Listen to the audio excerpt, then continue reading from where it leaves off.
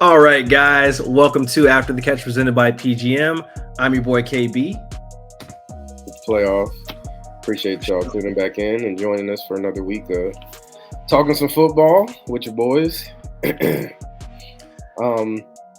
guess we took a little bit. Your boy was under the weather a little bit. Kind of working through some things. Got a little summer cold, but I'm back now. So and really ready to catch up with y'all and talk about what's been happening in the college football world and with the NFL. And so let's jump into it. So let's start with the actually should be the first 2 weeks of college football. But we'll cover the scores right now just for week 2. And there were some pretty exciting games. KB, your Georgia Bulldogs defeated Tech. Yes. Yep. What Georgia Bulldogs. was that score? It was 48-3. They shouldn't even have scored 3, but you know what it is. Freshman, first time playing. Yeah, I mean, just total domination.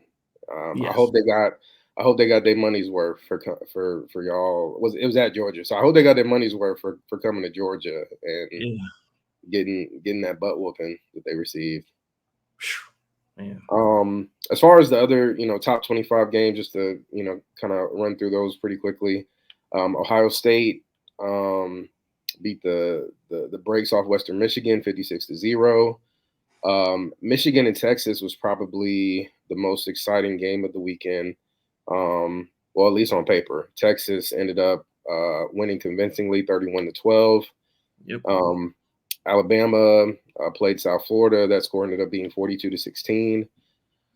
Notre Dame, the number 5 team in the nation, ended up losing to Northern Illinois 16-14. And we'll kind of get into our thoughts on some of these games afterwards, but just want to get through these initial scores really quick. Ole Miss beat Middle Tennessee State 52-3. Oregon beat Boise State. Actually ended up being a pretty close and exciting game. I actually watched that game on Peacock. 37. Oregon ended up winning 37-34. Penn State beat Bowling Green. Another close game, 34-27. Missouri beat Buffalo 38-0. Utah won against Baylor 23-12. Miami beat Florida A&M University 56-9. The University of Southern California beat Utah State 48-0. NC State, the number 24 ranked team in the nation, ended up losing to Tennessee 51-10. Wasn't even close. Oklahoma beat Houston. Oklahoma is the number 15 team in the nation, 16-12. Oklahoma State, number 16 team in the nation, beat Arkansas 39-31. I'm trying to look for any other notable ones. LSU beat Nichols 44-21. LSU being the number 18 team in the nation. Kansas beat Illinois. Kansas is the number 19 team in the nation. Actually, I'm sorry, Kansas lost, excuse me, to Illinois 23-17. Just a couple more here. Arizona beat Northern Arizona 22-10. Arizona being the number 20 ranked team in the nation. Iowa, the number 21 ranked team in the nation, actually lost to Iowa State by 1 point, 20-19. Louisville, the number 22 ranked team in the nation, beat Jacksonville State 49-14. And then lastly, I'm glad they're last, Clemson beat Appalachian State. Clemson being the number 25 ranked team in the nation, beat them 66-20. So it wasn't even a game. Any takeaway or kind of notable? I know that was a bunch of different games, obviously, but good. What games caught your eye? For me, it was Georgia Tech losing to Syracuse. I didn't think that Syracuse was a football school. So yeah. With the convincing win that Georgia Tech had against Florida State, I thought they would have kind of stepped up and literally, I'm not even trying to be disrespectful, yeah. blow out Syracuse by Yeah. 40 to something. But the fact they get, they slept on their opponent and you lose, that's what happens when you sleep on your opponents. And the other game too that kind of surprised me, Beatty I think it's GD from Boise State ran for 192 yards and 3 TDs. Yep. So just looking at what he did did that against Oregon, number 7 team in the nation, and Oregon barely won by 3. I mean, winning is winning, I get it, but you got to assert dominance. If you don't, you end up moving up and down the ranks. So those are the 2 games that kind of made, I guess, big headlines to me. Notre Dame, they have the coach Freeman, but I mean, he doesn't really impress me as a good coach. Yeah. So I mean, them losing, is it expected? To me, it is. I mean, we're fans of the SEC, so we know what football looks like and what dominance looks like. So it's just it's gonna be different. Yeah, Notre Dame. I don't know, man. I had, he's a black coach at Notre Dame, which that comes with its own set of pressures right there. The guy seems to be a really great motivator based on what I've seen, with him talking to his players. But at the same time, the expectations are high in Notre Dame, and those expectations have been high, but they haven't really ever put themselves over the top. When they've had opportunities to really beat quality teams, to prove that they belong in conversations on national media about some of the best teams in the nation, they always they don't show up normally, and that's just kind of been what's happened in the past. And so for them to lose to an unranked team like that is just, it's insane. And they're very lucky that the college football playoff is going to be made up of 12 teams, because if not, their season from a college football playoff perspective, if this was last year, their season would be over. Done. So they're extremely lucky, and I'm not really sure how tough the rest of their schedule is this year. Right. But hold on, I'm gonna actually pull that up really quick. I just want to, for Notre Dame, right? Yeah. Yeah, I kind of look at it because you're looking it up right now, but I kind of look at it just like how we're looking at FSU. They literally have to win. They have to win their conference championship. If they don't, I don't think they make playoffs. I don't. Yeah. I completely agree with you. Based on what I'm seeing, they're only tough games remaining. They played Louisville on September the 28th, Louisville being the number 19 ranked team in the nation right now. Okay. And then they play Southern Cal at the end of the year. Southern Cal that's their last game of the year. And they're ranked number 11 currently. But other than that, I mean, you got Purdue, you got Miami of Ohio, you got Stanford, Georgia Tech, Navy. They got Florida State. Maybe that's a trap game. Virginia, Army. I mean, on paper, I would say they should be okay. They still need to win those games against Louisville and Southern Cal. Right. But it also makes me worry too, because you lost to Northern Illinois.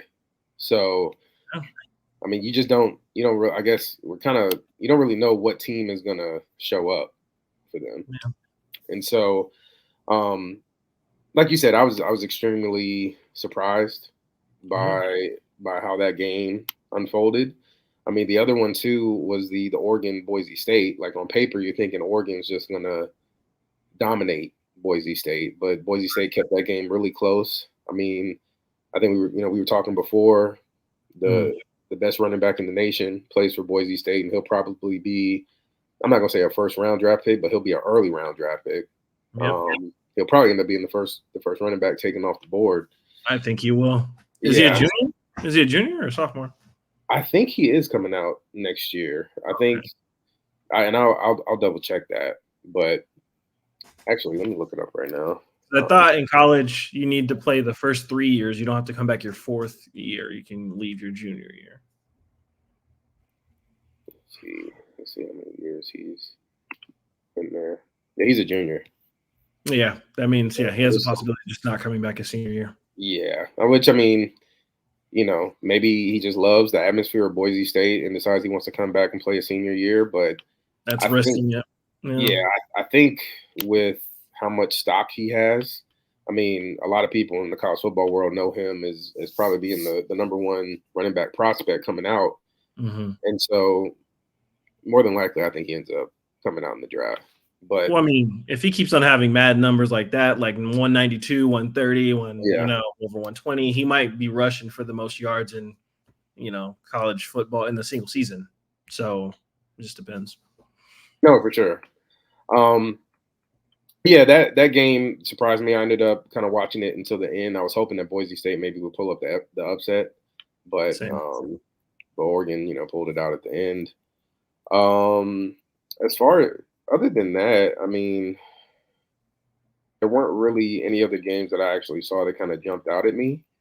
Mm-hmm. So we can kind of get into recapping what we think about our teams over the first 2 weeks of the college football season. I'll let you go first as far as we know you're a Bulldog supporter, so let me know what you're thinking about them Bulldogs so far. I mean, as of now, we played Clemson. We have Carson Beck, who's known as being one of the best top 5 QB. Thank you, by the Yeah. way, for doing We what y'all beat Clemson. You did give me good advice about Clemson. Like Clemson's not all what's cracked up to be, but I do believe the defensive line are going to get highly drafted. Was that at Clemson or was that at Georgia? Oh, it was a neutral site game, wasn't it? It was we played at the Georgia Dome. Okay, yeah. Dome. We played at the Mercedes-Benz Dome, so it's kind of your territory. Yeah. But I mean, playing against I think they have probably the best defensive line we're going to play against all season. So that was a tough game, but we won. Freshmen, like I said, the reason why I like college football, college basketball, is because freshmen that are coming in can be impactful. They can. Yeah. So Nate Frazier, Jr., he's really good. He's one of the top running backs and freshman running backs out there that's doing his thing. He's growing. So, I mean, the first 2 games are really good. I was worried a little bit about Clemson in the first quarter, I should say, because it was just like getting jitters out and getting all that stuff done. So I think they're pretty good. We're doing pretty good. We're number 1 nation. We got who do we have next? Kentucky next. So thank you for showing us good tape on that, because one of our fellow linebackers does play on Kentucky that you guys beat, Dumas Johnson. So okay. Yeah, he transferred from Georgia to Kentucky because of the freshman linebackers and sophomore linebackers he was going to have to play behind. So, gotcha. Yeah. Oh man, I mean, Georgia looking like Georgia has the last couple of years. Are looking strong so far. The Clemson game that was an early test for y'all. Y'all pulled it out. As a South Carolina supporter, I'm always happy to see Clemson lose. But yeah, man, I mean, Kirby Smart continues to do a hell of a job down there. And I guess my question for you are, obviously the season is young and it just started. We're going into week 3. Are there any games that you have circled right now that you're concerned about? The only 2 games I have circled, and people are gonna laugh. I know one particular character is gonna laugh because we're in group chats with him. Yeah. I'm not gonna say his name. We all know his name, but yeah. Texas, Alabama. Those are the 2 games I have circled, because you know how it goes in the SEC. In order to do and be dominant and be known as being the best, you have to win the SEC championship. And to me, that means we need to be undefeated going into the playoffs, and because we gonna need the rest. Yeah. I don't know how many not beatings, but they're taking a lot of hits in college football, and they get banged up. They do. Cool. All these kids are getting banged up, and some of them are still teenagers. So I think definitely winning the SEC championship. But those 2 games, if we don't beat Texas, we don't beat Alabama, to me, we're not worthy of the national championship. So we need to beat them, and we need to be dominant like we always have been. But we're a little banged up right now. I think our top defensive end's out. A lot of our defensive linemen are out right now, so we're playing a lot of freshmen right now. So I think some sophomores. So we're a little bit banged up, but I'm still proud of my team. We have a lot. It's a good challenge. I kind of like it because that makes me think about the philosophy that Kirby Smart has built. So next man up. But we're pretty good. So what about your team? What about South Carolina? I say you guys helped us out. Yeah, man. Being a South Carolina fan, a football fan, South Carolina football specifically, it's a roller coaster. Just because you don't know what team is going to show up week to week. And so, in week one, we end up having, and I was embarrassed about it, to be honest. I was glad we got the win. You know, ultimately, the only thing that matters is getting the win. You don't get extra points for how many points you win by or anything like that. It's just wins and losses ultimately. But we're playing Old Dominion, not a football school. Yeah. And so in my mind, I'm thinking, okay, I think we were favored by like 10 plus points in the game. I have to go back and check the spread, but it may have been more than that, but it was more than 10 points. I know that for sure. And our offense just was unable to do anything. And we have this new starter. Last year we had Spencer Rattler, obviously the transfer from Oklahoma, and he's probably the best quarterback prospect to come to South Carolina in quite a while. And so obviously he got drafted by the New Orleans Saints. He went to the draft, got drafted by the New Orleans Saints. And so we got a new kid this year, Lenore Sellers, which, I'm not really super in tune, but based on what I saw, he seems like more of a running quarterback. And that was, more of a runner than a passer. And in college, you can kind of get away with that because, defenses aren't exactly, it's not the NFL. Like, defenses aren't as tuned in, and you can get away with having a running quarterback and just kind of throwing different looks at the defense and still finding a way to be successful. But at the highest level, you have to still be able to throw the ball. And that's where the issue was happening. And our defense thankfully stepped up. The defensive line was awesome. Let me actually look at the stats. I know they recovered 2 fumbles in really, really advantageous positions. And that was how we ended up scoring, actually. Let's see. Our defense ended up having 5 sacks in total in that game. Actually, very good. 5 sacks and 8 tackles for loss. And as far as I also had 2 interceptions as well. So 2 interceptions. The defense was just going crazy. And that's the only reason why we won that game. We ended up winning that game 23-19. And I'm thinking to myself, it's been a while since I've seen a South Carolina have a dominant defense. I haven't really seen South Carolina have a dominant defense since Jadeveon Clowney was at South Carolina. Man, that hit was legendary. Yes, the hit versus Michigan in the bowl game. I want to say it was the Outback Bowl. But yeah, so I was worried after that game. I saw some stuff that I liked. I saw some stuff I didn't like. The Lenore Sellers kid, he ended up scoring a touchdown in that game. It was a rushing touchdown though. Didn't throw the ball really that well. He was 10 for 23, threw for 114 yards. Like I said, he ran for a touchdown, but he also ended up fumbling the ball as well, and we lost that. We lost the fumble, ended up being a turnover. So then that leads us into week 2. Again, I saw some things I liked. I saw some things I didn't like in week 1. We're going to Kentucky, which SEC in conference games, you just don't really know. Excuse me. Oh, good. You don't really know how they're going to go. They can go. You know what, you can have your expectations, but you just don't really ever know. So I checked into the game, and I mean we're winning the game convincingly, which I think we've lost to Kentucky. I want to say the last couple times that we played. Yeah, okay. So wasn't really sure what to expect. Tune in. We're winning convincingly. Defense. It was another dominating defensive performance from South Carolina. They got a pick 6.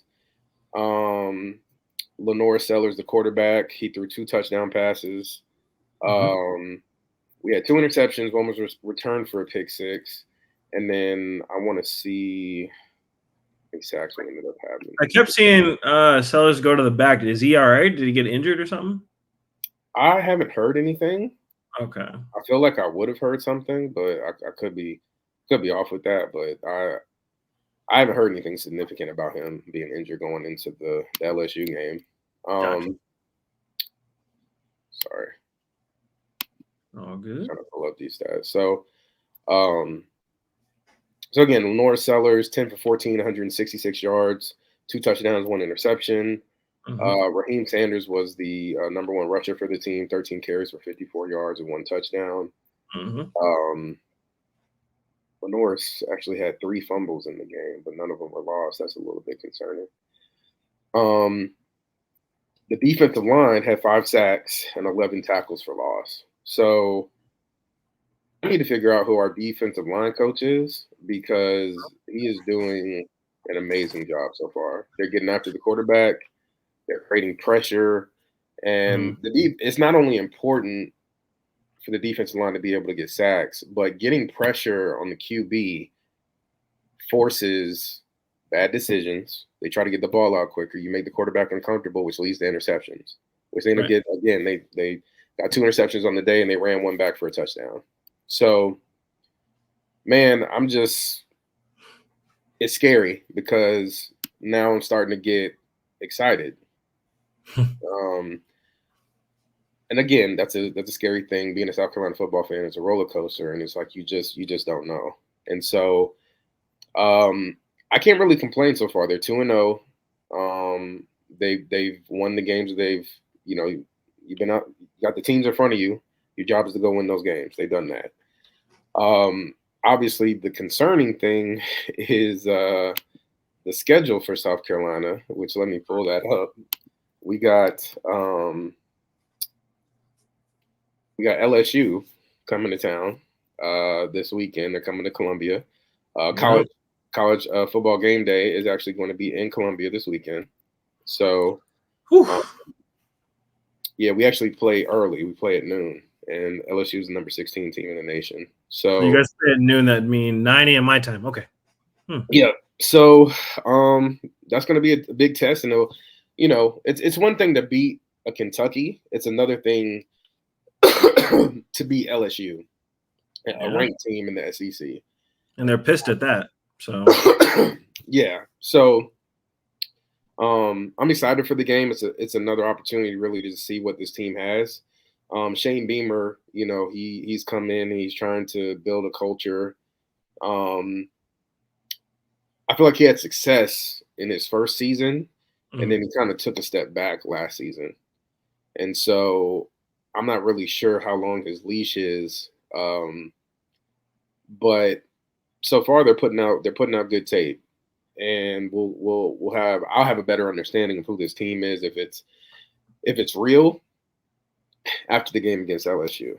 But our schedule is also very tough. Very, very tough. So in addition to the LSU game that's coming up this weekend, we got Ole Miss on October the 5th, number 5 team in the nation. The week after that, we got Alabama on October 12th. Excuse me. Then we got Oklahoma the week after that. So we got 3 really tough back-to-back games against ranked opponents, more than likely. Then we still got Missouri being one of the newer additions to the SEC in the last couple of years. Luther Burton's a beast, man. Yeah, and then last but not least, Clemson, the rival. We got them in the last week of the season. You know what I'm hoping for that game? I hope you guys beat them badly. So yeah, so I hope so too. So I mean, it's difficult to say. I'm excited, but the season is super young, and the season can change very quickly. So, I'm tempering my expectations. Like I said, based on what we see in the LSU game, I definitely those are some tough. The schedule's tough. So, and Shane Beamer, just as good of a job as he's done in recruiting, we just don't really in the SEC. We're not on the higher end of the recruiting scale. Like when you're recruiting against Georgia, when you're recruiting against Alabama, like all It's these tough. other teams in the SEC is tough. You know what I mean? And so, Mhm. we'll have opportunity to see how we stack up against tougher competition this weekend. Okay. But at the same time, just kind of tempering my expectations, and we'll just take it one. All you can do is take it one game at a time. I'm not really, I Literally. I'd love it if South Carolina could go on. That would be an amazing story because South Carolina football hasn't been relevant from a national perspective, like with the media, for years. And so if we somehow turn into the Cinderella story and we get into the top 25 and we beat some really quality opponents, I'd be super excited about that. Well, I'd be happy if you guys can beat Alabama for me. So if you Yeah, guys can beat Alabama, that'd be amazing. yeah, no, for sure. Bruh, you probably hear me screaming all the way on the West Coast if that happened. If we beat Alabama, Look, I got one person in particular that's an Alabama fan. You know who he is. So yeah, we're gonna have to get him on here to have a conversation too. oh But no, if they lose, that's immediate. So he can get out of that. I need that interview because that's an yeah, immediate thing, just for to find sure. out. Dotson, in stride, breaks a tackle, going into the end zone. For whatever reason, this man decides to try to switch the ball from one hand into another. Patriots defender comes out of nowhere, punches the ball out. Peanut Fumble. punch. Fumble. Patriots recover the ball.